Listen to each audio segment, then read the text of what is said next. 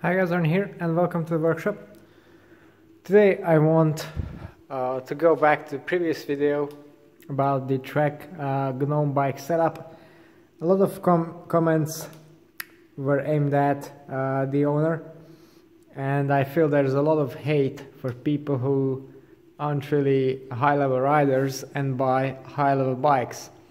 But you have to know that there's nothing wrong with them. There's no such thing. The bike is too good for you in terms of it's a super high-end bike and you're not a super high-end rider. With motorcycles it's different. I come from this background, and in this sport you can pretty much have a bike that's too powerful, has too sharp of a handling, etc. for your skill level. But bicycles are a lot different because they're powered by the human. And a higher end bike is going to be more efficient. So no matter how weak the human is, if you put him on a more efficient bike, he's going to go faster. So there's nothing wrong with that. Even if you're slow, you can buy whatever you want. If that's what you like, then yeah, go ahead and do it. People like to shame these.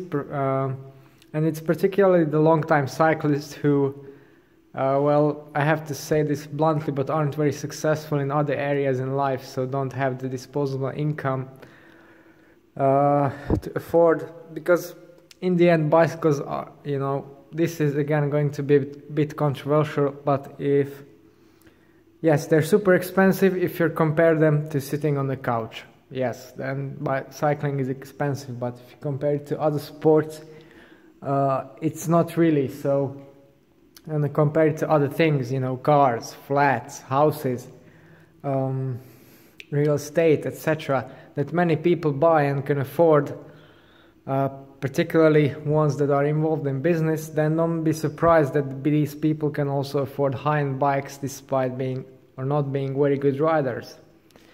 So don't make shame of them, because they are doing you a favor, because the money they put into the bike companies, the companies use that to research and develop new models, which in the end makes the bikes that you ride much more enjoyable, and they come with higher technology at lower price points. So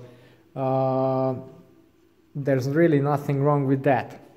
The wrong thing, however, is if this kind of person decides to buy a bike, he doesn't have very much knowledge about bikes in general, and like in my previous case, buy something that's completely unacceptable for his physiology, his skill level, and his type of use. So yeah, there's no point really in buying a time trial bike.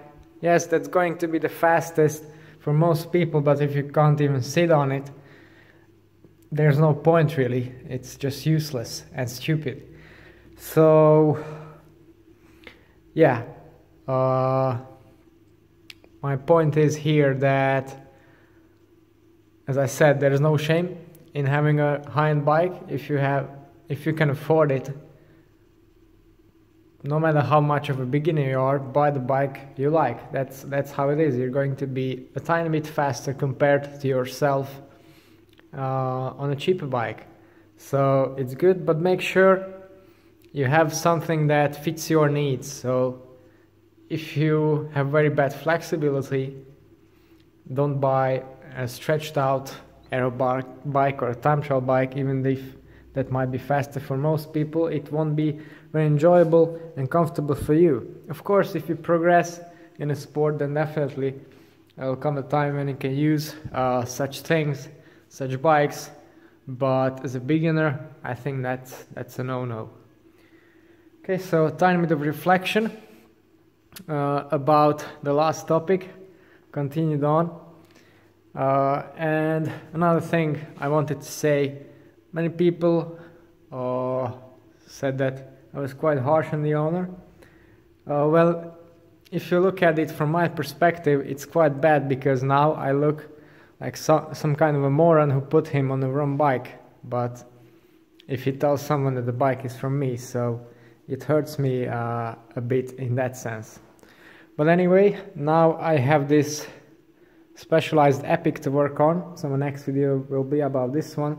I'll be fitting some nice upgrades. This will be for a friend again, but it's actually fitting for him, so no problems here. And if you want to know more about the bikes that I use myself, then don't forget to tune into the channel and subscribe. It's all for today. Thanks for watching and see you next time.